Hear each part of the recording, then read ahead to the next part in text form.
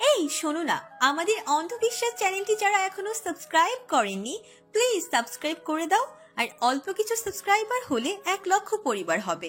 সবাই please subscribe এবং বেশি বেশি শেয়ার করে দাও প্লিজ।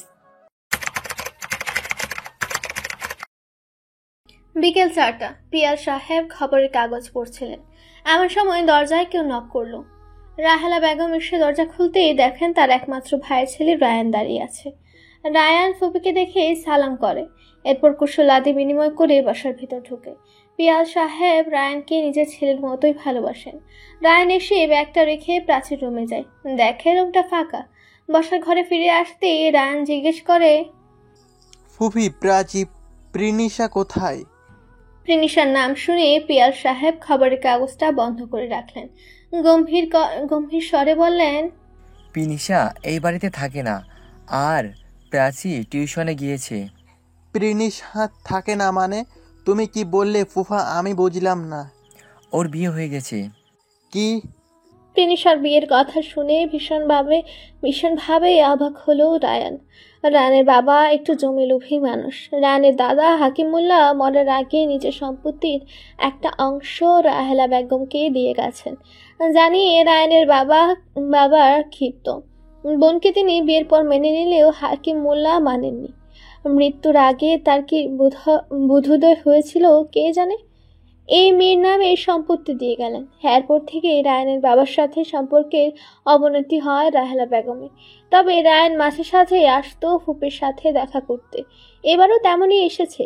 রায়ানকে অবাক হতে দেখে রাহেলা বেগম বেশ সব ঘটনা খুলে বললেন। রায়ান কি বলে ফুপিকে সান্ত্বনা দেবে ভেবে পেল না। জিজ্ঞেস করলো, আজিহান নামের ব্যক্তির বয়স আমার বোনের থেকে দ্বিগুণ। ফুফি, প্রিনিশা কি ওখানে ভালো আছে? আজাহান অনেক ভালো ছেলে রায়ান, আমি জানি আমার মেয়েটার জন্য সব করতে পারবে ছেলেটা। রায়ানের ঠিক পছন্দ হলো না আজহানকে। ফুপুর কাছে সে আজহানের নাম্বার নিল। আজহান আর প্রিনিশা ডক্টর দেখাতে এসেছে। প্রিনিশা বুঝতে পারে না এত বাড়াবাড়ি করার কি দরকার। তার তো এই সমস্যাগুলো প্রতি মাসেই হয়, এই জন্য ডক্টরকে কেন দেখাতে হবে। প্রিনিশা আজহানের পাশে বসে কথাগুলো ভাবছিল। আর এই মধ্যে ডক্টরের অ্যাসিস্ট্যান্ট এসে ওদের ভেতরে ডাকলো। দুজন একসাথে ভেতরে যাওয়ার সময় আজহানের ফোন বেজে উঠল। আজহান দেখলো অচেনা নাম্বার। এই মুহূর্তে কলটা ধরতে ইচ্ছে করলো না, তাই কল কেটে ফোন সাইলেন্ট করে ভেতরে গেল। ডক্টর রিনা আজহান এবং প্রিনিশাকে দেখে মিষ্টি হাসলো।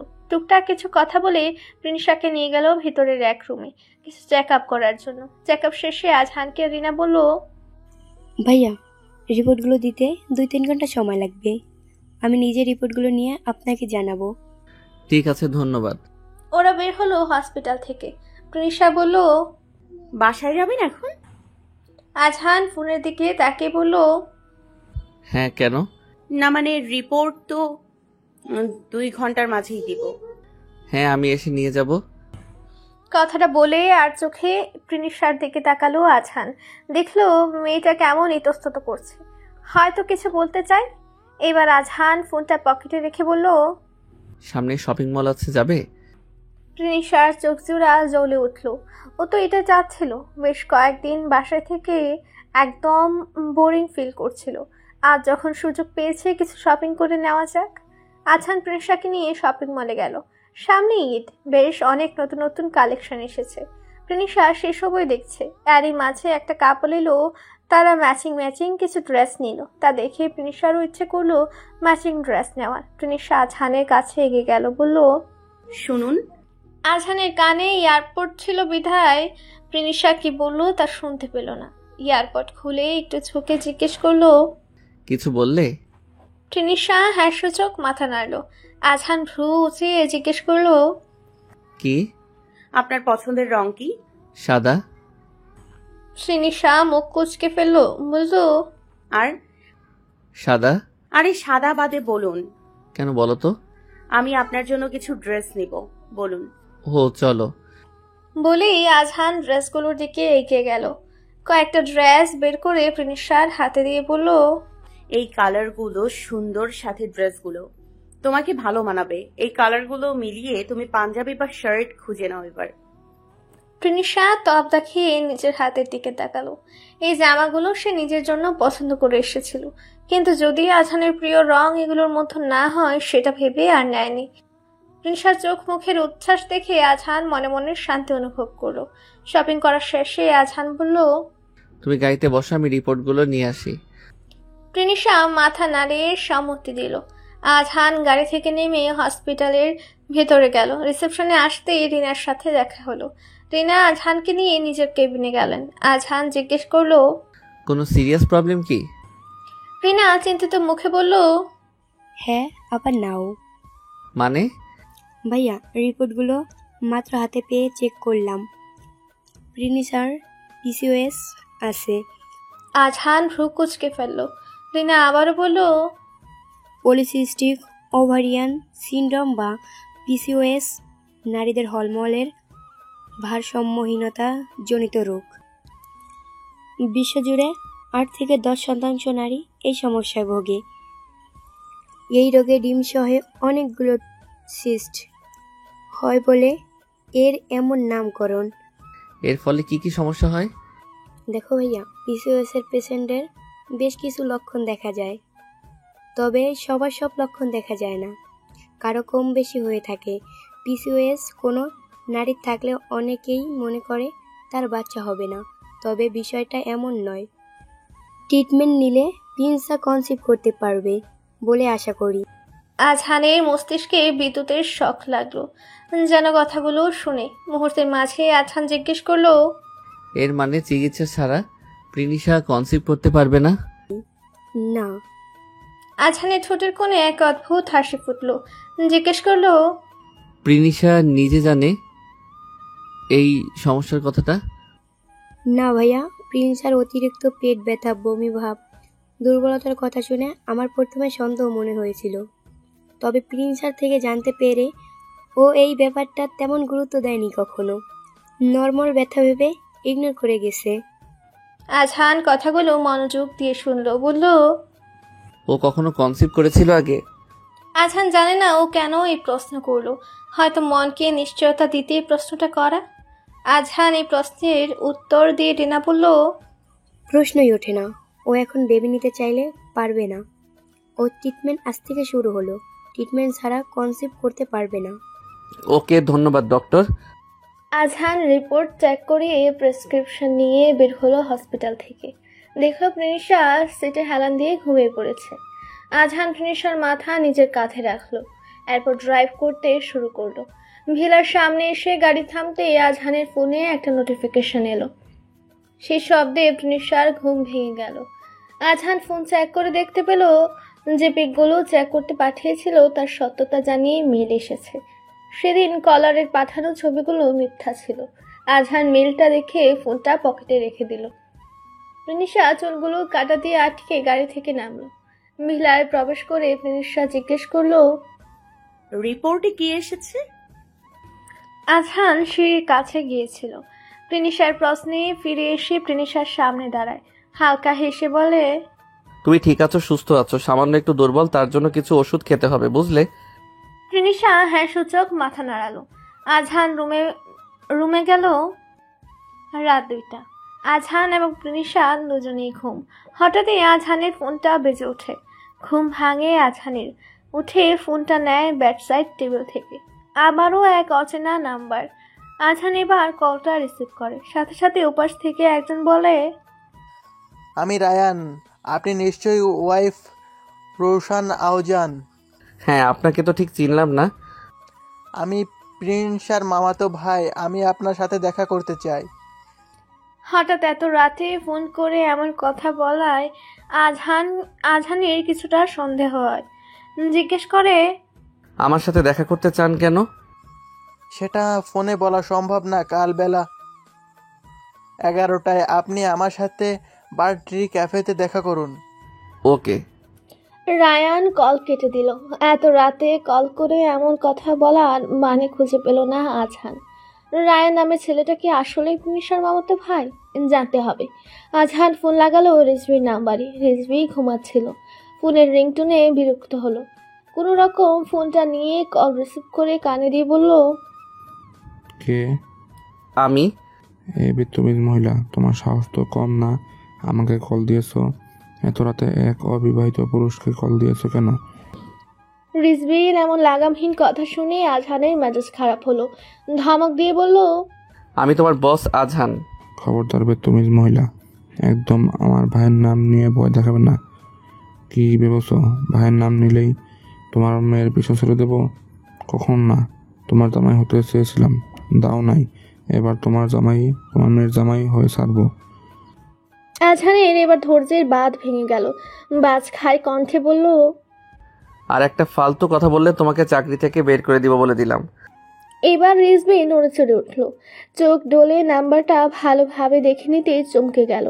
আমতা আমতা করে বলল, সরি ভাই। আজহান এক দীর্ঘ নিঃশ্বাস ছাড়ল। বলল, তোমাকে একটা নাম এবং নাম্বার পাঠিয়েছি, দেখো তো এই নামে প্রিনিশার ফোনে মামাতো ভাই আছে কিনা। ঠিক আছে ভাই। রিজভি নাম্বার নিয়ে চেক করলো। 8 ঘন্টা পর আজহানকে জানালো এই নামে কোনো খালাতো ভাই প্রিনিশার নেই। আজহানের ইচ্ছে করলো ফোনের ভেতরে ঢুকে রিজভির মাথা ফাটিয়ে দিতে। পরের দিন সকাল সকাল ঘুম ভাঙে প্রিনিশার। চোখ মুখ ডলে উঠে বসে মেয়েটা। চোখের ঘুম এখনো কাটেনি। হামি তুলে ঘড়ির দিকে এক পলক দেখে নিল প্রিনিশা। 8টা 8 বাজে। উঠে চলে গেল ফ্রেশ হতে। ফ্রেশ হয়ে নিচে নামতে সাইমা বেগম বললেন, ম্যাডাম, কিছু জিনিস শেষ হয়ে গেছে, সেগুলো আনতে হবে। প্রিনিশা ফ্রিজ থেকে দুধ বের করছিল। কথাটা শুনে বলল, আচ্ছা, আমি ড্রাইভারকে বলে দিচ্ছি, এনে দেবে। ঠিক আছে। সাইমা বেগম নিজের কাজে চলে গেলেন। প্রিনিশা কাগজ কলম নিয়ে লিস্ট করলো কি কি আনতে হবে। প্রথমে ড্রাইভার দিয়ে আনাবে ভাবলেও পরে হঠাৎ মনে হলো আজহান তো বাসায় আছে, ওকে পাঠালে কেমন হয়। প্রিনিশা দ্রুত রুমে গেল। আজহানকে ডেকে তুললো। আজহান চোখ মুখ কুচকে উঠে বসলো। জিজ্ঞেস করলো, কি হয়েছে? বাজার লাগবে, নিয়ে আসুন। রিজভিকে বললে আনিয়ে দিবে, ফোনটা দাও। না, কেন? আপনি যান, আমার কিছু জিনিসও আনতে হবে। ওগুলো আমি কিভাবে রিজভি ভাইকে দিব? ও আচ্ছা, দাঁড়াও আমি সাবান নিয়ে নিই, এরপর যাব। আচ্ছা। প্রিনিশা খুশি মনে রুম থেকে চলে গেল। আজহান আরো কিছুক্ষণ বিছানায় গড়াগড়ি করে উঠে শাওয়ারে গেল। বেলা 11টা বাজে। রিজভি একের পর এক কল করে চলেছে আজহানকে, কিন্তু আজহান কল রিসিভ করছে না। রিজভি এবার দুঃখী দুঃখী মুখ করে অফিস থেকে বের হলো। তখনই দেখলো আজহানের গাড়ি আসছে। রিজভি ছুটে গেল, বলল, ভাই আপনি আজকে এত লেট করে এলেন যে? আমি সেই কখন থেকে ফোন করছি।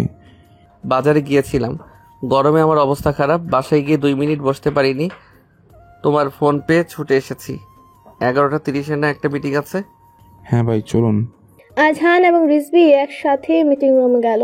আজহান বলল, তুমি প্রিনিশাকে আনতে চলে যাও, আমি এদিকটা সামলে নিব। কথাটা শুনে রিজভির মনে আনন্দে নেচে উঠল। আজহান তা খেয়াল করলো, তবে কিছু বলল না। রিজভি চলে গেল। আজহান আবারও সময় দেখে নিল। 12টায় যেতে হবে বার্ট্রি ক্যাফেতে। দ্রুত মিটিং শুরু করলো। কাজ সেরে বের হতে হতে 12টার বেশি বেজে গেল। আজহান দ্রুত ক্যাফেতে গেল। আজহানকে দেখে রায়ান নিজে এগিয়ে এলো, হাত বাড়িয়ে দিয়ে বলল, আমি রায়ান। প্রত্যুত্তরে আজহান হালকা হেসে বলল, আজহান। দুজনে একটা টেবিলে বসলো। আজহান রায়ানকে জিজ্ঞেস করলো, বলো কি বলবে? বলবো, আগে আপনি পানি খান, দেখে মনে হচ্ছে দৌড়ের উপর ছিলেন। রায়ানের কথাটার টুন কেমন একটা লাগলো আজহানের। তবে এই মুহূর্তে নেগেটিভ কিছু ভাবতে চায় না আজহান, তাই বলল, অফিসে কাজের প্রেশার বেশি। ওহ, তা আপনার পরিবারে কে কে আছে? কেউ নেই। ভাবলেশীন ভাবে জবাব দিল আজহান। রায়ান ভ্রু কুচকে জিজ্ঞেস করলো, আপনার পরিবারে কেউ নেই? বাবা মা ভাই বোন? না।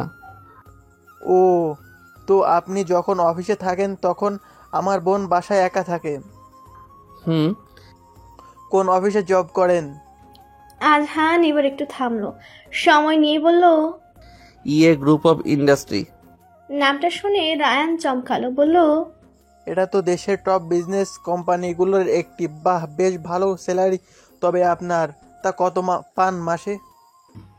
এমন প্রশ্ন যে রায়ান করবে তা আজহানে আন্দাজ করেছিল। সরাসরি কাউকে তার ইনকাম সম্পর্কে জিজ্ঞেস করাটা খুবই বিশ্রী একটা ব্যাপার।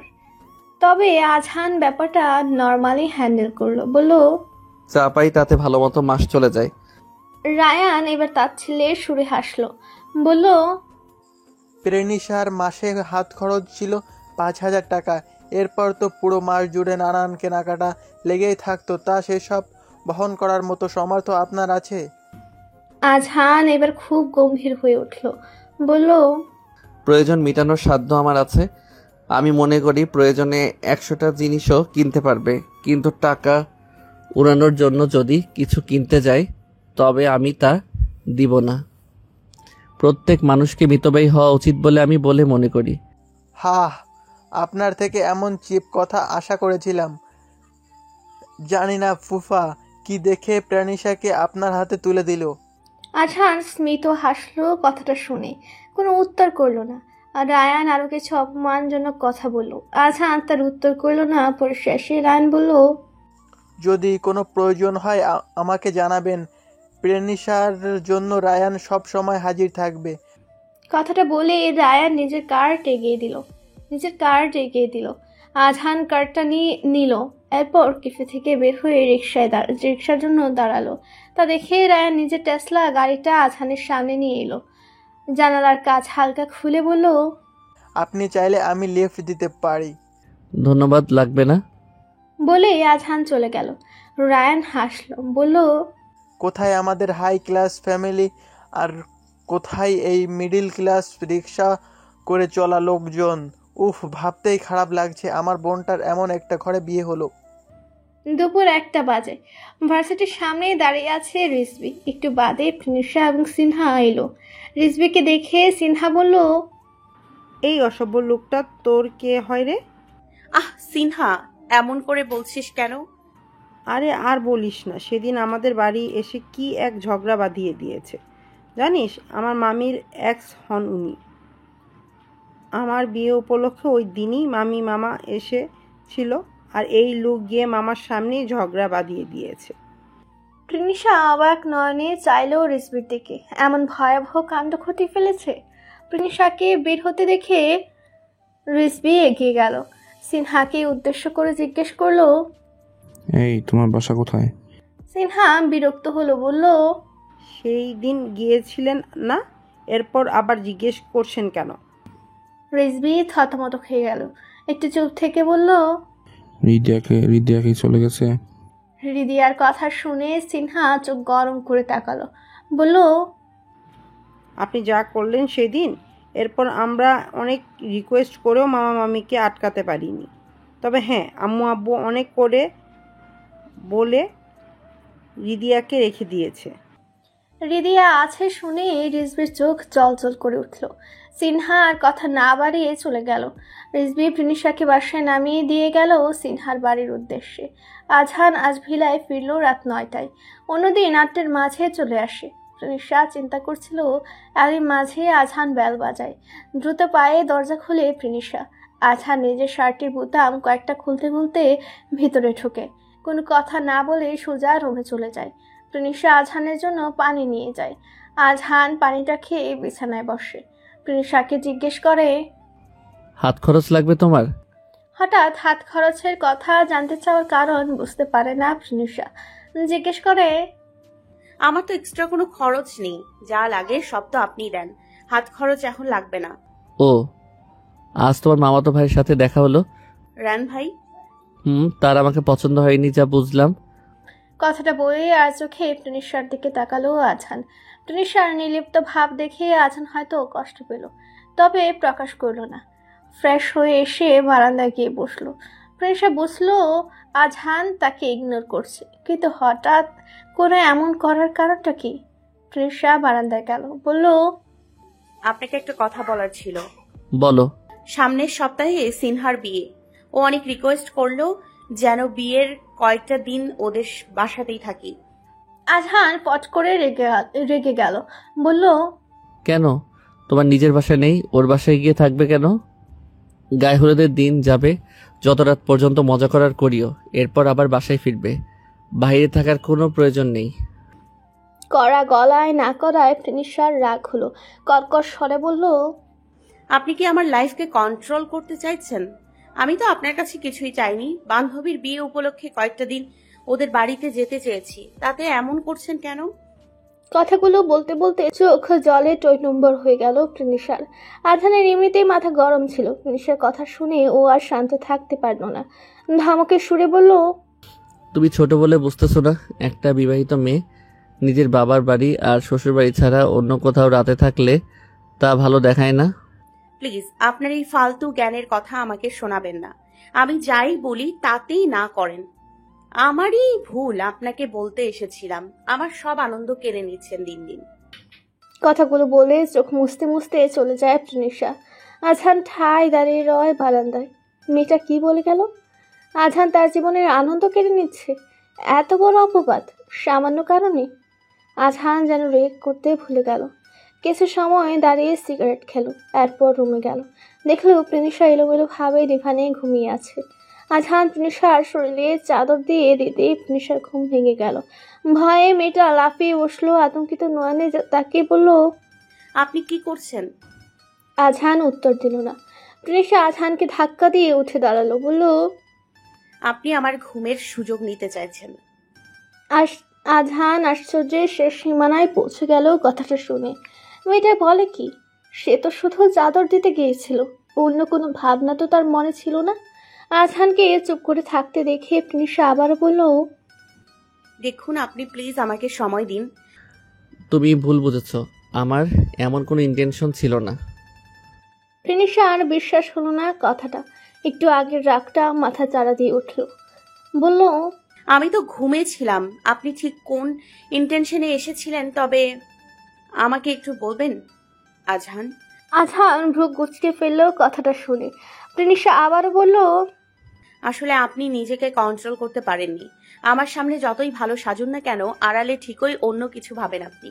আসলে দোষ তো আপনার নেই। সামনে যদি আমার মতো এক যুবতী মেয়ে ঘোরে, তবে কি আর মাথা ঠিক থাকে? প্রিনিশার শেষ কথাগুলোর ইঙ্গিত খুবই বাজে ছিল, যা আজহান বুঝতে পেরে বাজ খায় কণ্ঠে বলল, কসম আমার খোদার, একটা বাজে কথা বললে যা আমি এখনো করিনি তা করতে বাধ্য হব। প্রিনিশা ভয় পেয়ে গেল কথাটা শুনে। রাগের মাথায় বেশি বলে ফেলেছে কি? আজহান নিশ্চয়ই ভীষণ রেগে গেছে। প্রিনিশা আজহানের দিকে ভীত নয়নে চাইল। আজহান অগ্নি দৃষ্টিতে ওর দিকেই তাকিয়ে আছে। রাগে হাত পা রিরি করছে আজহানের। মেয়েটার সাহস কত বড়, তার সাথে এমনভাবে কথা বলে। ভোর 4টা বাজে। আজহানের চোখে ঘুম নেই আজ। একটু আগে রাগের মাথায় প্রিনিশাকে অনেক বকেছে।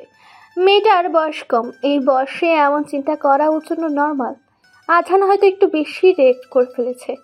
বারান্দায় বসে কথাগুলো ভাবতে ভাবতে সিগারেটের ধোঁয়া উড়াতে ব্যস্ত আজহান।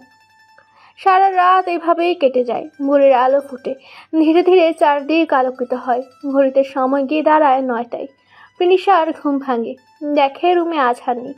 হয়তো সারা রাত লোকটা রুমে আসেনি। প্রিনিশার এতক্ষণে খারাপ লাগছে নিজের করা ব্যবহারের জন্য। রাগ উঠলে যা তা বলে ফেলার স্বভাবটা বড্ড খারাপ। প্রিনিশা উঠে ফ্রেশ হয়ে রুম থেকে বের হলো।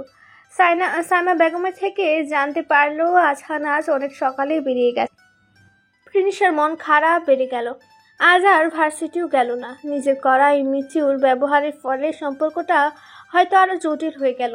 সারাদিনে প্রিনিশা টুকটাক ঘর গোছালো, রান্না করলো। মাঝে একবার ভেবেছিল আজহানের অফিসে যাবে, কিন্তু লজ্জায় আর যাওয়া হয়নি। দুপুরে 1টায় আচমকায় দরজায় পরপর কয়েকবার বেল বেজে ওঠে। প্রিনিশা ভাবে আজহান এসেছে, হয়তো দুপুরে বাসায় খাবে। মেয়েটা দ্রুত গিয়ে দরজা খুলে দেখে রায়ান দাঁড়িয়ে আছে। রায়ানকে দেখে প্রিনিশা অবাক হয়, জিজ্ঞেস করে, ভাইয়া তুমি? আসো, ভেতরে আসো। রায়ান ভেতরে আসে। ভালো করে ভিলার চারদিকটা পর্যবেক্ষণ করে নিয়ে বলে, আমি এসেছিলাম জব ইন্টারভিউ এর জন্য। তুই তো জানিস আমার কাজ করতে ভালো লাগে না, তবে সেদিন একটা জব অফার দেখলাম, বাড়ির জন্য ম্যানেজার লাগবে। বাবা জোর করে পাঠালো ইন্টারভিউ দেওয়ার জন্য। ইন্টারভিউ দিয়ে মাত্র বের হলাম। ও, আমার ঠিকানা কোথায় পেলে ভাইয়া?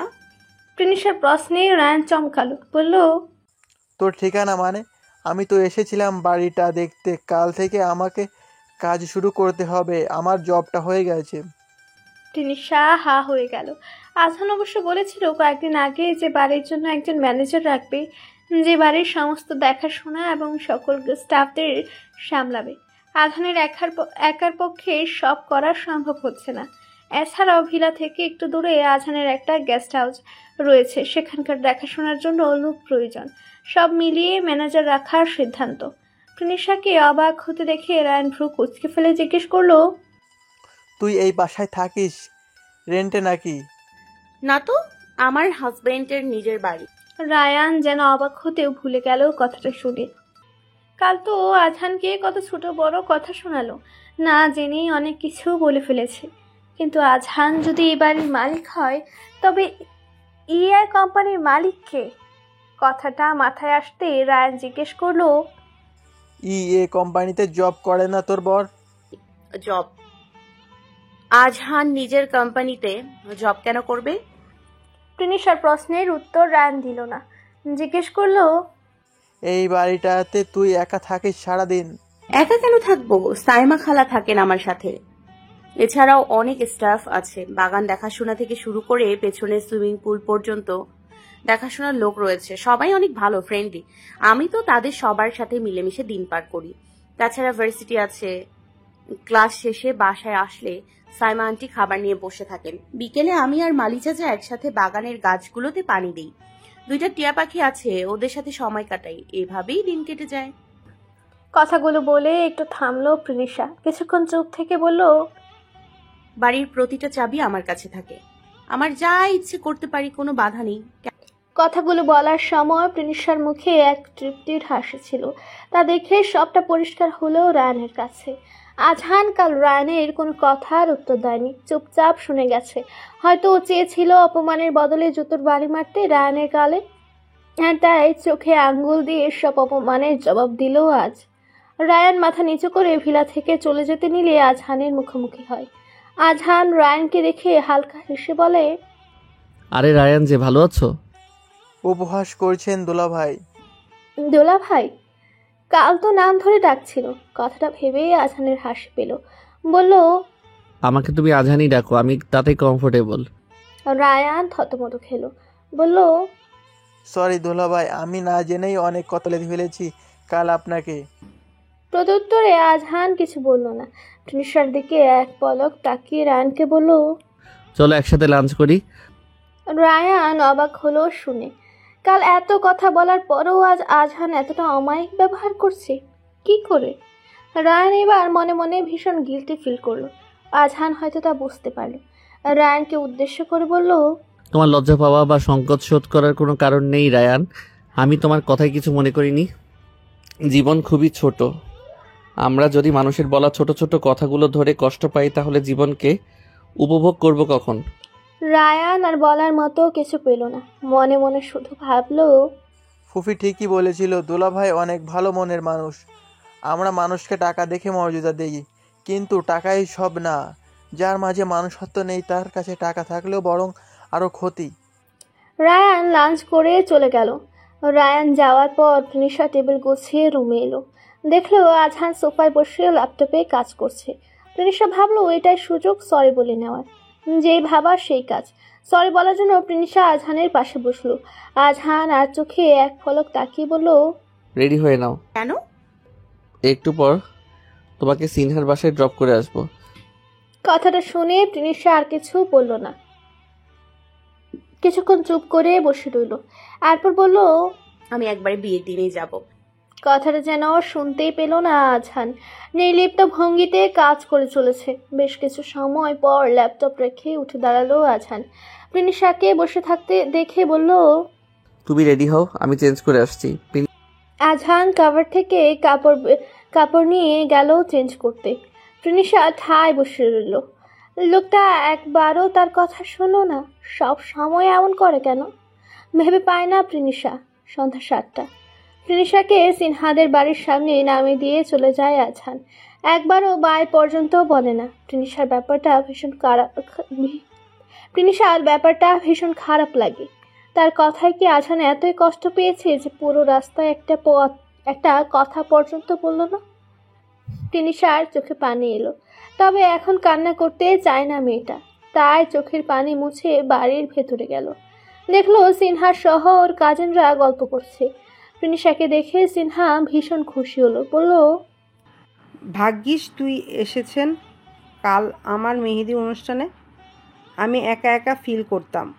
তা তুই একা এসেছিস নাকি কেউ ছেড়ে দিয়ে গেল? না, একা আসিনি। ও চল তুই আমার রুমে। সিনহা প্রিনিশাকে নিয়ে রুমে গেল। প্রিনিশা চেঞ্জ করে নিল। সিনহা এক এক করে সবার সাথে প্রিনিশার আলাপ করিয়ে দিল। সবাই ভীষণ মিশুক, প্রিনিশার সাথে একদম মিশে গেছে। মনেই হয় না মেয়েটা তাদের পরিবারের কেউ না। পুরো সন্ধ্যা আনন্দে হই হুল্লোড় করে কাটলো। রাতের খাবার খেয়ে সবাই তাড়াতাড়ি শুয়ে পড়লো, কেননা আগামীকাল অনেক কাজ। প্রিনিশা বিছানার এক পাশে চোখ বন্ধ করে শুয়ে আছে, কিন্তু কিছুতেই ঘুম আসছে না তার। প্রিনিশার অস্থির লাগছে, কেন যেন ভীষণ একাকিত্ব বোধ করছে। এত মানুষের মাঝে একাকিত্ব বোধ করাটা কি স্বাভাবিক? এটা আসলে একাকিত্ব বোধ নাকি কারো অনুপস্থিতির অভাব বোধ জানা নেই প্রিনিশার। রাতের বাজে 1টা। সিনহা ঘুমিয়ে কাদা, কিন্তু এখনো ঘুম নেই প্রিনিশার চোখে। না, আর শুয়ে থাকতেও ভাল লাগছে না।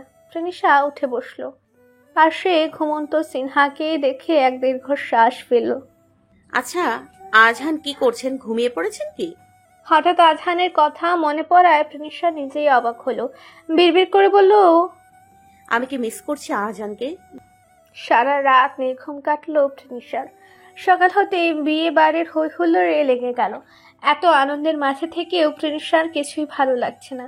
ফোনটা হারানোর পর প্রথম ফোনে তীব্র অভাব বোধ করছে। বেলা 12টায়। সিনহা কাপড় বের করছিল। প্রিনিশাকে চুপচাপ বসে থাকতে দেখে জিজ্ঞেস করলো, কি হয়েছে বলতো? তুই এমন মনমরা হয়ে আছিস কেন? জানি না রে, আমার কিছু ভালো লাগছে না। সিনহা প্রচন্ড অবাক হলো, বলল, সবাই আনন্দ করছে আর তুই ঘরের এক কোনায় বসে থেকে বলছিস ভালো লাগছে না? আমার সত্যিই ভালো লাগছে না, বাসায় যাব। সিনহা ফিক করে হেসে ফেলল কথাটা শুনে, বলল, তুই কি বাচ্চা প্রিনিশা? এক রাত বাসা থেকে দূরে থাকায় এত মিস করছিস পরিবারকে। তা কাকে বেশি মিস করছিস বলতো, বাবাকে নাকি মাকে?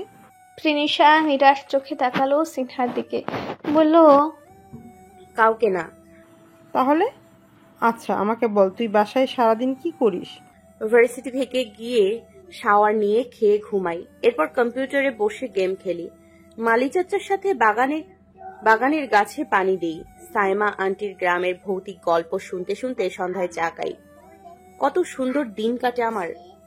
সিনহা হা করে শুনলো কথাগুলো, এরপর বলল, তুই একাই থাকিস মানে আঙ্কেল আন্টির সাথে কথা বলিস না? তারা তোকে সময় দেয় না? সিনহার প্রশ্নের উত্তর করলো না প্রিনিশা। আপাতত তার মন ভালো নেই। ছোটবেলায় মা বলতো মেয়েদের একবার সংসার হয়ে গেলে সেই সংসার ছেড়ে যাদের আর কোথাও মন বসে না। কথাটা তবে সত্য। সারাদিন প্রিনিশার হেলে দুলেই কাটলো। বিকাল হতেই সবাই রেডি হয়ে নিল মেহেদি অনুষ্ঠানের জন্য। মাগরিবের নামাজ শেষে অনুষ্ঠান শুরু হলো। সবাই মেহেদি দিতে ব্যস্ত, অনেকে আবার গানের তালে নাচ করছে। বড়রা সবাই ব্যস্ত। হঠাৎ সিনহার ফোনে একটা কল এলো। সিনহা 2 হাত ভর্তি মেহেদি, ও ফোন রিসিভ করবে কি করে? তাই পাশে বসে থাকা প্রিনিশাকে বলল কলটা রিসিভ করার জন্য। প্রিনিশা কল রিসিভ করে সিনহার কানে ধরলো। কয়েক সেকেন্ড অতিবাহিত হতে সিনহা বিস্মিত কণ্ঠে বলে উঠল, কি? তোমরা এসেছো? কোথা? সিনহা নিজের কথা শেষ করার আগেই দেখলো তাসফিন এবং তার কিছু কাজিনরা এগিয়ে আসছে। সেদিকে তাকে প্রিনিশা অবাক হলো। প্রিনিশার অবাক হওয়ার কারণ অবশ্য ভিন্ন। তাসফিনের পাশেই অনেক রয়েছে। সন্ধ্যার পরই ভিলায় ফিরেছে আজহান। সারাদিন কাজের মাঝে ডুবেছিল। বিকেলে আবার রিজভিকে নিয়ে ধানমন্ডি কবরস্থানেও গিয়েছিল। প্রিনিশার নির্দোষিতার সমস্ত প্রমাণ হাতে চলে এসেছে। এবার শুধু অপেক্ষা সঠিক সময়ের। পিয়াল সাহেবের সাথে একবার দেখা করা উচিত। তবে আজহান চায় না প্রিনিশা আবারও কষ্ট পাক। তাই একাই দেখা করবে বলে ঠিক করেছে। সারাদিন কাজ শেষে বাসায় এসে আনমনে প্রিনিশাকে ডেকে ফেলে আজহান। তখনই খেয়াল হয় মেয়েটা বাসায় নেই। আজহান সোফায় হেলান দিয়ে চোখ বন্ধ করে বসে। হঠাৎই দরজার বেল বেজে ওঠে। আজহান গিয়ে দরজা খুলতে দেখতে পায় রাজীব হাসানকে। রাজীব হাসান আজহানকে দেখে ছোট করে হাসেন। হাতে থাকা বড় ছবির ফ্রেমটা কোনো রকমে নিয়ে ভিলার ভেতরে আসেন। আজহানকে উদ্দেশ্য করে বলেন, প্রিনিশা মা কোথায়? টি-শার্ট ফ্রেন্ডের বিয়েতে গিয়েছে। ও, আমি তোমাদের বিয়েতে তো কিছু দিতে পারিনি, তাই আমার তরফ থেকে এই ছোট্ট গিফট। বলে রাজীব হাসান ছবির ফ্রেমটা আজহানের সামনে ঘুরে ধরেন। আজহান দেখতে পায় বিয়ের দিনের একটি ছবি বড় করে বাঁধিয়ে এনেছেন রাজীব হাসান। আজহানের ছবিটা দেখে মনে পড়ে বিয়ের দিনের ঘটনা। কবুল বলার পর বর কনেকে একসাথে বসার পর তোলা এই ছবিটা। রাজীব হাসান ছবিটা ড্রয়িং রুমের দেওয়ালে টাঙালেন। এরপর বললেন, দেখ তো কেমন হয়েছে। বাসার ভেতরে ঢুকতেই সবার নজর পড়বে ছবিটাতে। ইস, কি অমায়িক সুন্দর ছবিটা। আজহান গম্ভীর দৃষ্টিতে ছবিটা দেখে চলেছে। রাজীব হাসান কিছুক্ষণ বসলেন, গল্প করলেন, এরপর চলে গেলেন। বলে গেলেন তিনি আবারও আসবেন প্রিনিশার সাথে দেখা করতে। রাজীব হাসান যাওয়ার পর আজহান রুমে চলে গেল। শাওয়ার নিয়ে ফ্রিজ থেকে খাবার বের করে গরম করলো। এরপর ডাইনিং টেবিলে বসে খেতে শুরু করলো। ড্রয়িং ডাইনিং একসাথে হওয়ায় আজহান খেতে খেতে দেয়ালে ছবিটা স্পষ্ট দেখতে পেল। অজান্তেই আজহান হেসে ফেলল। এই মেয়েটাকে সে বিয়ের 1 মিনিট আগে পর্যন্ত চিনত না, অথচ আজ তার অভাবে পুরো ভিলা নিস্তব্ধ হয়ে গেছে। কই, আগেও তো আজহান একা একা থাকতো, তখন তো এমন গুমট লাগেনি। প্রিনিশার শূন্যতা আজ এত অনুভব হচ্ছে কেন? আজহান নিজেকে প্রশ্ন করলো, তবে কোনো উত্তর পেল না। রাত 8টা। মেহেদির অনুষ্ঠান জমে উঠেছে। বরপক্ষ এবং কনেপক্ষ নানান রকমের নাচ গানের আসর বসিয়েছে। সবাই মিলে বেশ আনন্দ করছে। দূরে দাঁড়িয়ে সেসব দেখছে প্রিনিশা। তখন অনেককে দেখে প্রিনিশা আড়ালে চলে যায়। কেন যেন অনেকের মুখোমুখি হতে ইচ্ছে করছে না। প্রিনিশাকে দূরে দাঁড়িয়ে থাকতে দেখে তাসফিন সিনহার পাশ থেকে উঠে যায়। প্রিনিশার সামনে গিয়ে বলে, আপনি একা একা এখানে দাঁড়িয়ে আছেন কেন? এমনিতেই, আপনি যান, আনন্দ করুন। আপনি চুপচাপ দাঁড়িয়ে থাকলে আমি আনন্দ করব কিভাবে? যতই হোক আপনি আমার হবু বউয়ের বান্ধবী, আমার শালি লাগেন। কথাটা বলেই তাসফিন জোর করে প্রিনিশাকে সবার মাঝে নিয়ে গেল। সবাইকে উদ্দেশ্য করে বলল, গাইস, আমরা এতক্ষণ অনেক নাচ গান করেছি, এবার একটা কাপল ডান্স হবে। তাসফিনের কথা শুনে সকলে আনন্দে চিল্লিয়ে উঠল। প্রিনিশা চলে যেতে নিলে তাসফিন বাধা দিল, বলল, আপনি নাচবেন না? না, সরুন। আরে কেন? আশ্চর্য, আমি কেন নাচবো? আর তাছাড়া এটা কাপল ডান্স। হ্যাঁ, আপনার পার্টনার তো এখানে উপস্থিত আছে। কে এসো? ভ্রু কোচকে জিজ্ঞেস করলো প্রিনিশা। তাসফিনের পেছন থেকে অনেক বলল, কেন, আমি আছি। অনেককে দেখে ঘাবড়ে গেল প্রিনিশা। আমতা আমতা করে জিজ্ঞেস করলো, আপনি এখানে? অনেক বিশ্রী হেসে বলল, আমার ভাইয়ের বিয়ে আর আমি আসবো না। প্রিনিশার ভালো লাগলো না ওদের কথার টোন। ও চলে গেল সিনহার কাছে। তা দেখে অনেক বলল, দেখলি তো কত গুমর। কিন্তু যাই বলিস, ওর ফিগার দেখে মনে হয় না এখনো ইনটেক লাগে। শাট আপ তাসফিন, তোর বিয়ে সামনে, সেটার ফোকাস কর। ইয়া। সময় গড়ালো। অনুষ্ঠান শেষে তাসফিনরা চলে গেল। প্রিনিশা অনুষ্ঠান শেষ হওয়ার অনেক আগে রুমে চলে এসেছে। সিনহা সবে মাত্র এসেছে। প্রিনিশাকে চুপচাপ বসে থাকতে দেখে জিজ্ঞেস করলো, কি হয়েছে তোর? শরীর খারাপ? না, তুই আমাকে বলিসনি কেন তাসফিনের একজন ভাই রয়েছে? ভাই? কই না তো, তাসফিনের ভাই নেই, এক বোন ছিল শুধু। তাহলে অনিককে? অনিক তো তাসফিনের কাজিন ভাই। কথাটা শুনে প্রিনিশা অগ্নি দৃষ্টিতে তাকালো সিনহার দিকে। সিনহা বুঝলো না এর কারণ। রাত 2টার মধ্যে সবাই ঘুমিয়ে পড়লো। জেগে রইল শুধু প্রিনিশা। আজ আবারও ভীষণ কান্না পাচ্ছে তার। ঠিক সেদিন পার্কের মতো আজহানকে জড়িয়ে ধরে কাঁদতে ইচ্ছে করছে। প্রিনিশা জানে না কেন আজহানের কথা মনে করে ওর আরো বেশি খারাপ লাগছে। প্রিনিশার ফুপিয়ে কান্নার শব্দে সিনহার ঘুম ভেঙে গেল। উঠে বসে জিজ্ঞেস করলো, কি হয়েছে তোর? আমাকে বলতো, কারো কথা মনে পড়লে যদি কান্না আসে তাহলে সেই কান্নার কারণ কি? এ আবার কেমন প্রশ্ন? এটাই প্রশ্ন, উত্তর দে। চোখ মুছতে মুছতে বলে প্রিনিশা। সিনহা চোখ টলে, তারপর বলে, দেখ, যদি তোর কারো কথা মনে কান্না পায়, এর মানে হলো তাকে তুই মিস করছিস, তার শূন্যতা তোমাকে আঘাত করছে, তুই তার মায়ায় পড়েছিস। আর মায়া খুবই ভয়ানক জিনিস।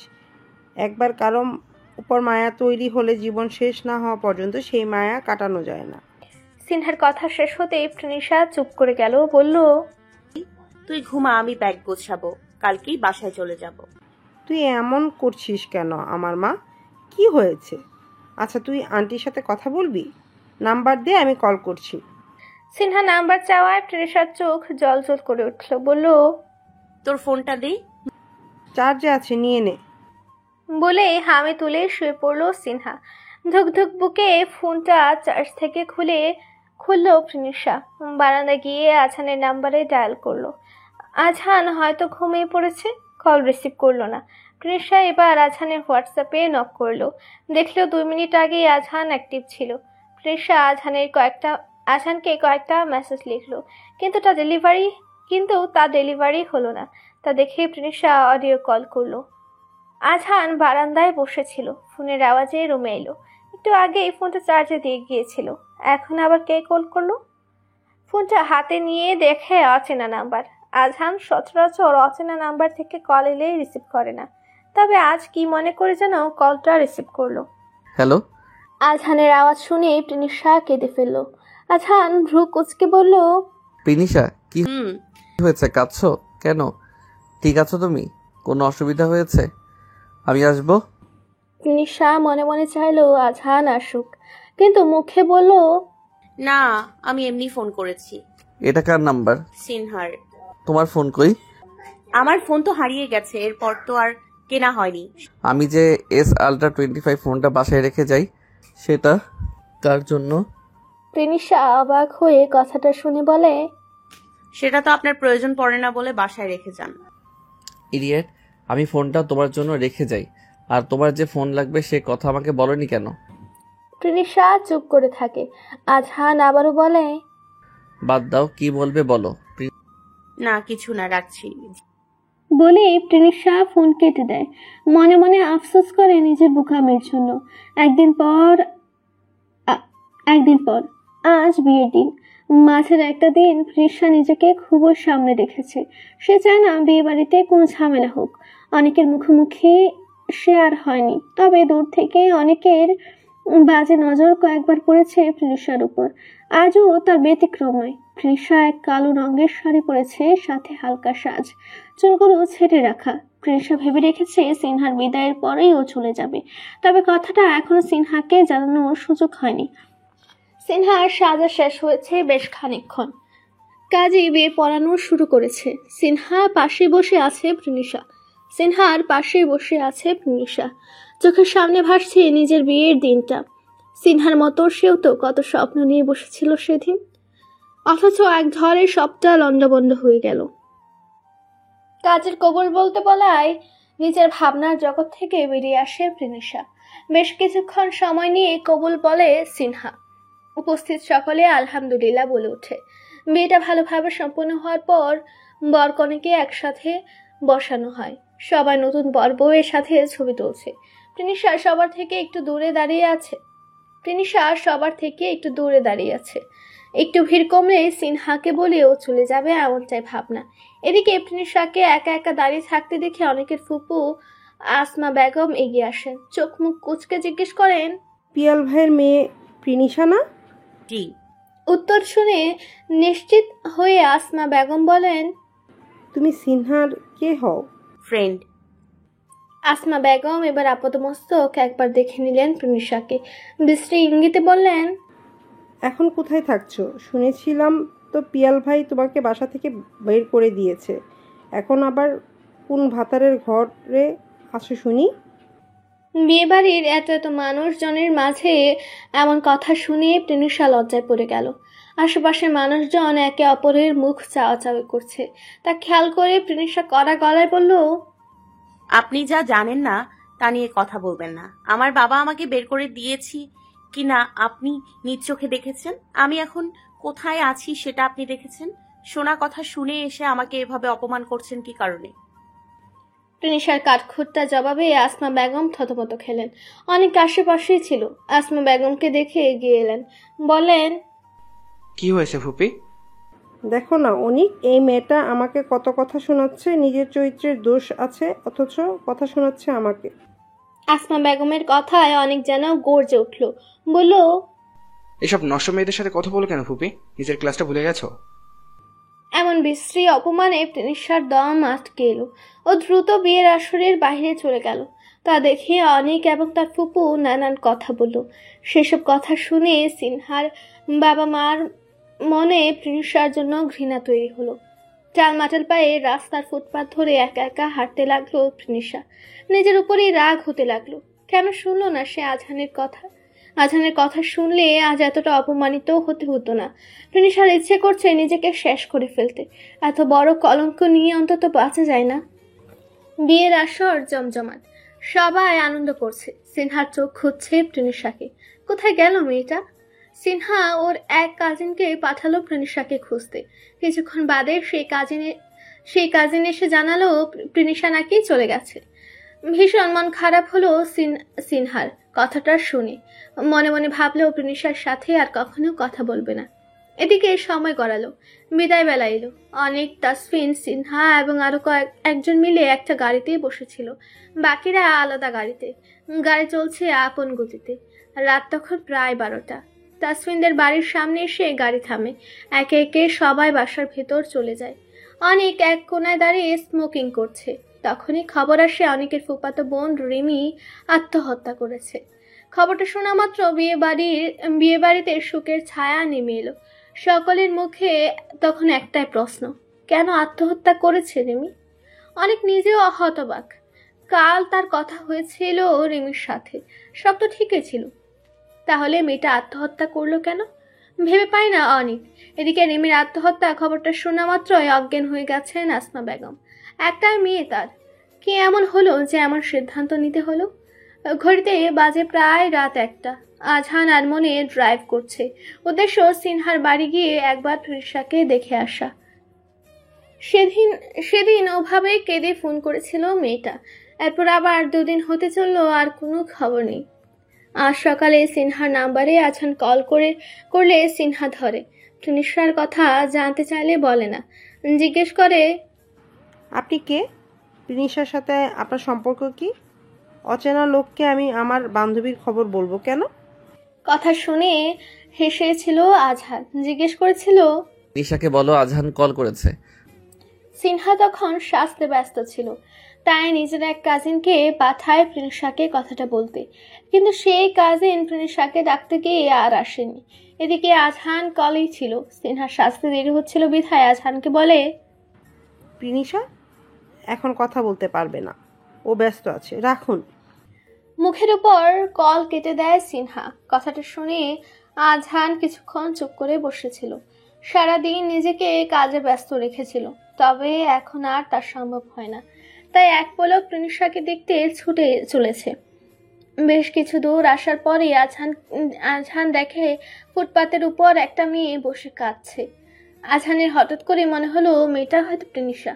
দ্রুত গাড়ি থেকে নামলো আজহান, ছুটে গেল মেয়েটির কাছে। দেখলো সত্যি এটা প্রিনিশা। প্রিনিশা নিজের সামনে কাউকে দাঁড়ানো দেখে উপরের দিকে তাকালো। আজহান ভ্রু কুঁচকে জিজ্ঞেস করলো, তুমি এত রাতে এখানে কি করছো? আপনি এখানে কেন? পাল্টা প্রশ্ন আমার পছন্দ নয় প্রিনিশা। তুমি এত রাতে রাস্তায় কি করছো? Answer me. শেষের কথাগুলো ধমকের সুরে বলল আজহান। ওর ইচ্ছে করছে প্রিনিশার গালে এক চর বসিয়ে দিতে। রাতের বাজে 1টা। এই সময় একা একা রাস্তায় বসে এসে কি করছে? আজহানকে রেগে যেতে দেখে প্রিনিশা বলল, আমি সিনহাদের বাড়ি থেকে চলে এসেছি। মানে একা এসেছো এত রাতে রাতে কেন? তৃষা উত্তর দিল না। আজহানের রাগ বাড়ল। বলল, হিয়ালি ছাড়ো প্রিনিশা, সবসময় চুপ করে থাকাটা সমাধান নয়। কি হয়েছে বলো? কেন বেরিয়ে এসেছো একা একা? কেউ কিছু বলেছে? আজহানের বারবার জিজ্ঞেস করা এবার তৃষা সবটা বলল। সব শুনে আজহান চুপ করে গেল। তৃষা অশ্রুসিক্ত নয়নে তাকিয়ে বলল, আমার বেঁচে থাকার কি কোনো কারণ রয়েছে? কার জন্য বাঁচবো আমি? এই কলঙ্ক আমাকে শেষ করে দিচ্ছে। আমার দম বন্ধ হয়ে আসছে, আমি আর পারছি না। কথাগুলো বলে তৃষা আবারও বসে পড়ল। আজহান তৃষার পাশে বসলো। শান্ত কণ্ঠে বলল, তুমি চাও অনেক শান্তি পাক? তুমি চাও তোমার সাথে আজ যা হয়েছে তার প্রতিদান ওরা পাক? তৃষা হ্যাঁ সূচক মাথা নাড়ালো। আজহান তৃষার হাত শক্ত করে ধরে। তৃষার শরীরে বিদ্যুৎ খেলে যায়। আজহান গম্ভীর কণ্ঠে বলে, তোমার অপমানের জবাব তুমি নিজে দিবে, এর জন্য তোমাকে আমি প্রস্তুত করব। চলো, সবসময় আমি তোমার পাশে আছি, থাকবো, কিন্তু তোমার প্রতি হওয়া প্রতিটা অন্যায় এবং অপমানের জবাব তুমি নিজে দিবে। সামনের জন যেই হোক না কেন তুমি থামবে না, কথা দিচ্ছি। পরবর্তীতে যাই হোক না কেন আমি ইয়াফ রওশন আজান সর্বদা তোমার সামনে ঢাল হয়ে দাঁড়াবো। কথাগুলো বলা শেষে আজহান তৃষাকে নিয়ে ভিলায় ফেরে। রাতে যখন 1:30, তৃষা কম্বল মুড়ি দিয়ে বসে আছে বিছানায়। পাশে আজহান বসা, ল্যাপটপে কিছু ঘাটাঘাটি করছে। তৃষা চুপচাপ তা দেখছে, তবে কিছুই বুঝতে পারছে না। বেশ অনেকক্ষণ পার হওয়ার পর আজহান ল্যাপটপটা তৃষার হাতে দেয়, বলে, দেখো তো মেয়েটাকে চেনো? না, কেন বলুন তো? ওর নাম তিতলি, তাসফিনের বোন, অনেকের খালাতো বোন। অনেক এবং তাসমিনের নাম শুনে তৃষা মনোযোগ বাড়িয়ে দিল। আজহান আবারও বলল, তিতলি মারা গিয়েছে 5 বছর আগে, তবে ওর মৃত্যু স্বাভাবিক ছিল না, ওকে গ্যাংরেপ করা হয়েছিল। আটকে উঠল তৃষা, বলল, কে করলো এমন জঘন্য কাজ? নাম বলে তুমি বিশ্বাস করবে না, তাই নামটা এখন বলছি না, আগে পুরোটা শোনো। বলুন। এই গ্যাংরেপের পর মেয়েটাকে তার বাড়ির সামনে বিবস্ত্র অবস্থায় ফেলে রাখা হয়। পরের দিন সকালে লোকজন জানাজানি হলে পুলিশ আসে, তবে কোনো তদন্ত হয়নি, কারণ আসামির পরিবারে একজন ক্রিমিনাল লয়ার আছেন, তিনি সবটা ধামাচাপা দিয়েছেন। এই ঘটনার পর তাসফিন এবং তার পরিবার এই শহর ছেড়ে চলে যায়। কি বললেন আপনি এগুলো? এসব কোনো ঘটনাই তো তাসফিনের পরিবার সিনহাদের জানায়নি। স্বাভাবিক, কারণ এমন ঘটনা কেউ স্বেচ্ছায় সবাইকে জানাবে না। আপনি কিভাবে জানলেন? আজহান বাঁকা হাসলো, বলল, আরো অনেক কিছু জানি, সেসব বলার সময় এখনো আসেনি। এখন যা বললাম তা শুনে তোমার কি মনে হয়? কে মেয়েটার সাথে এমন কাজ করেছিল? আমি বুঝতে পারছি না, আপনি বলুন। মেয়েটার যার সাথে বিয়ে ঠিক হয়েছিল সেই মেয়েটিকে দেখা করার কথা বলে ডেকে এই কাজ করে, এরপর নিজের বন্ধুদের সাহায্যে বাড়ির সামনে ফেলে রেখে আসে। এতটা জঘন্য মানুষ হয়? যদি বলি একই কাজ তোমার সাথে হতে পারতো। কি? অনেক এই সেম কাজটা তোমার সাথে করতে চেয়েছিল এবং তার জন্যই ও সব সময় তোমাকে একা দেখা করতে বলতো। তৃষা শিউরে উঠল কথাটা শুনে। মনে পড়লো রিলেশনে থাকা দিনগুলোর কথা। অনেক প্রায় বলতো ওর সাথে একা দেখা করতে, কিন্তু তৃষা সব সময় প্রাচীকে সঙ্গে করে নিয়ে যেত এবং বাসার কাছাকাছি কোনো ক্যাফেতে দেখা করতো। তৃষাকে ভাবনায় পড়তে দেখে আজহান দীর্ঘশ্বাস ফেলে বলল, আমি তোমার সব কলঙ্ক মুছে দিব, একটু সময় দাও আমাকে। তৃষা কিছু বলল না। আজহান ল্যাপটপটা রেখে এসে বলল, ঘুমিয়ে পড়ো। কথাটা শুনে তৃষা ফট করে বলল, সরি। কেন? সেদিন আমি রাগের মাথায় অনেক বাজে কথা বলে ফেলেছি আপনাকে, আমার এসব বলা উচিত হয়নি। ঠিক আছে, শুয়ে পড়ো। তৃষা হ্যাঁ সূচক মাথা নাড়ালো। আজহান লাইট অফ করে এসে শুয়ে পড়ল। অদ্ভুতভাবে এই কয়েকদিনের মতো আজ তৃষার কান্না পাচ্ছে না, খারাপ লাগছে না, নিজেকে নিশ্চিন্ত মনে হচ্ছে, মনটাও ভালো লাগছে। এমন পরিবর্তনের কারণ কি? ভাবতে ভাবতেই ঘুমিয়ে পড়ল তৃষা। 2 দিন পর। এই 2 দিন তৃষা বাসাতেই থেকেছে। নিজের সংসারটা এখন ওর কাছে শান্তির জায়গা।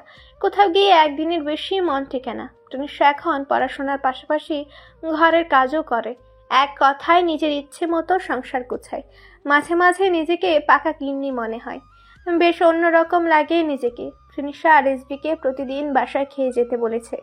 এসে এই কথা মতো প্রতিদিন দুপুরে রিজভি চলে আসে বাসায়, নিজে খেয়ে আজহানের জন্য খাবার নিয়ে যায়। আজও তার ব্যতিক্রম হয়নি। নিজের খাওয়া শেষে আজহানের খাবার নিয়ে অফিসে পৌঁছাতে রিজভি দেখে আজহান কোথাও যাচ্ছে।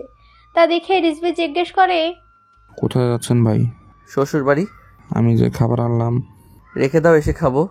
বলে আজহান অফিস থেকে বের হয়ে গেল। রিজভি খাবারগুলো আজহানের কেবিনে রেখে চলে গেল। ম্যাক তা দেখলো, বিড়বিড় করে বলল, স্যারের জন্য খাবার কে পাঠালো? স্যারের ওয়াইফ কি? দেখি তো কি পাঠিয়েছে। ধীর পায়ে আজহানের কেবিনে ঢুকলো। দুপুর 2টায় আজহান পৌঁছালো তৃণিসার বাবার বাড়ি। গাড়ি থেকে নেমে বাসার বেল বাজালো। রাহেলা বেগম এসে দরজা খুলে দিলেন। পরম আদরে আজহানকে ভেতরে এনে বসালেন রাহেলা বেগম। কুশল আদি বিনিময় করতে ড্রয়িং রুমে উপস্থিত হলেন পিয়াল সাহেব। রাহেলা বেগম পিয়াল সাহেবকে দেখে চলে গেলেন। আজহান সালাম দিল পিয়াল সাহেবকে। পিয়াল সাহেব সালামের জবাব দিয়ে জিজ্ঞেস করলেন, বলো, কি এমন কথা বলার আছে যার জন্য এত জরুরিভাবে ফোন করেছিলে? আমি আপনাকে কিছু দেখাতে চাই। কি? ঢুকোচকে জিজ্ঞেস করলেন পিয়াল সাহেব। আজহান তৃণিসার রিপোর্টগুলো এগিয়ে দিল, সাথে ডক্টর রিনার বলা কথাগুলোর একটা রেকর্ডও দিল। সব দেখে এবং শুনে পিয়াল সাহেব বিস্মিত নয়নে চেয়ে রইলেন। আজহান এবার তিতলির ঘটনা সম্পর্কে বলল, তবে কে করেছিল এমনটা তার নামটা বলল না। পিয়াল সাহেব সব শুনে থম মেরে বসে রইল। তা দেখে আজহান বলল, সব প্রমাণ আমি দিয়েছি। ঠিক কী কারণে প্রিনিশার নামে এমন অপবাদ দিয়েছি সেটাও নিশ্চয়ই ধারণা করতে পেরেছেন এখন। এরপরও যদি নিজের মেয়েকে দূরে ঠেলে দেন তবে আমিও আজ থেকে বলে যাব প্রিনিশা পরিবার বলে কেউ ছিল। আজহান, গম্ভীর কণ্ঠে ডেকে উঠলেন পিয়াল সাহেব। আজহান কিছু বলল না। পিয়াল সাহেব বেশ খানিকক্ষণ সময় নিয়ে বললেন, তুমি তবে সবটা জানো? উত্তরে স্মিত হাসলো আজহান। পিয়াল সাহেব আর কিছু বললেন না। এরই মাঝে রাহেলা বেগম আজহানের জন্য কফি এবং কিছু স্ন্যাক্স নিয়ে এলেন। আজহান কফিটা নিল, কফি মগে চুমুক দিয়ে বলল, কি সিদ্ধান্ত নিলেন? উত্তরে পিয়াল সাহেব নির্জীব হয়ে তাকালেন, বললেন, মেয়েটার সামনে আমি কোন মুখে দাঁড়াবো? কম দুর্ব্যবহার তো করিনি। মানুষের কথায় নিজের সন্তানকে পর করে দিয়েছি। তুমি তো বাবা পরের ছেলে হয়ে যে বিশ্বাসটা আমার মেয়েকে করছো, বাবা হয়ে তা আমি পারিনি। আমি কৃতজ্ঞ তোমার কাছে। কৃতজ্ঞের কিছু নেই। আমার বউ এখন প্রিনিশা, ওর সম্মানের জন্য আমি সবকিছু করতে পারি। পিয়াল সাহেব ভীষণ অবাক হলেন আজহানের কথা শুনে। এতটা বিশ্বাস, ভালোবাসা কি মাত্র 1 মাসে তৈরি হওয়া সম্ভব? পিয়াল সাহেবের সাথে দেখা করে বের হতেই আজহানের ফোনে অনেকের কল এলো।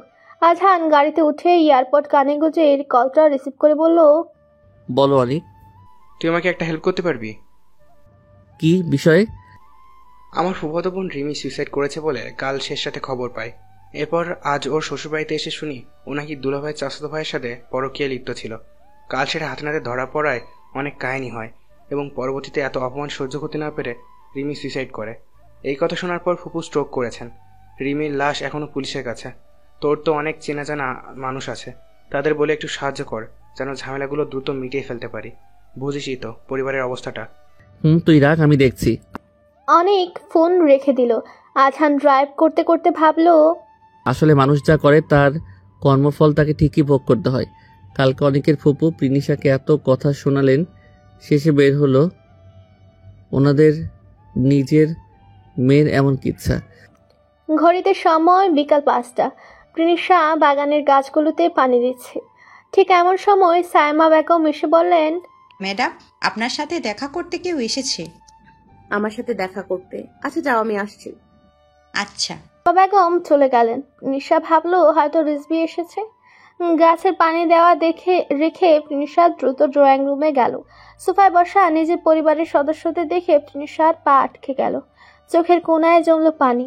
পিয়াল সাহেব বুঝলেন মেয়ের মনের অবস্থা। তিনি এগিয়ে গেলেন প্রিনিশার কাছে। মাথায় হাত রেখে জিজ্ঞেস করলেন, কেমন আছিস মা?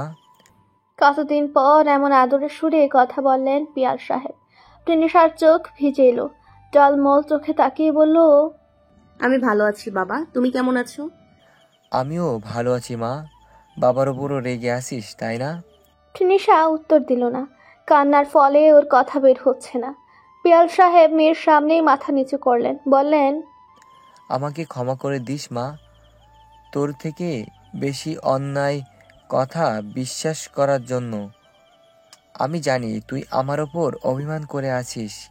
কি করব বল, তুই তো জানিস তোর বাবা কেমন মানুষ। এবারের মতো মাফ করে দে মা, আমি লজ্জিত। পিয়াল সাহেব নিজের কথা শেষ করার আগেই তৃষা থামিয়ে দিয়ে বললে, আমার কোনো অভিযোগ নেই বাবা। তোমার জায়গায় থাকলে হয়তো আমিও সেই সময় এমন কোনো কিছুই করতাম। যা হয়েছে সবটাই কিছু অসাধু মানুষের প্ররোচনায়। কথাটা বলে তৃষা পিয়াল সাহেবকে নিয়ে বসালেন সোফায়। রাহেলা বেগম মেয়ের কপালে চুমু খেলেন। বহুদিন পর মেয়েকে দেখছেন তিনি। কতটা পরিবর্তন এসেছে তৃষার মাঝে। একটা বউ বউ ভাব রয়েছে মুখে। সব থেকে বড় কথা হলো মেয়েটা সুখে আছে। একজন মা হিসেবে এর থেকে বেশি আর কি বা চাওয়ার থাকতে পারে। তৃষা বাবা মা এবং বোনের সাথে প্রাণ খুলে কথা বলল। পিয়াল সাহেব জানালেন আজহান তাকে সমস্ত সত্যিটা জানিয়েছে। তা শুনে তৃষা অবাক হয়েছে, কেননা আজহান তাকে এই ব্যাপারে কিছুই বলেনি। আজ আজহান ফিরলে এই ব্যাপারে জিজ্ঞেস করতে হবে। তৃষা ভাবলো মাঝে সাইমা বেগম সবার জন্য নাস্তা নিয়ে দিয়ে গেলেন। গল্পের এক ফাঁকে রাহেলা বেগম এবার জিজ্ঞেস করলেন, নিয়মিত ভালোবাসার গল্প শুনতে এবং পড়তে আমাদের অন্ধবিশ্বাস চ্যানেলটি সাবস্ক্রাইব করে পাশে থাকা বেল আইকনটি ক্লিক করুন। ধন্যবাদ সবাইকে।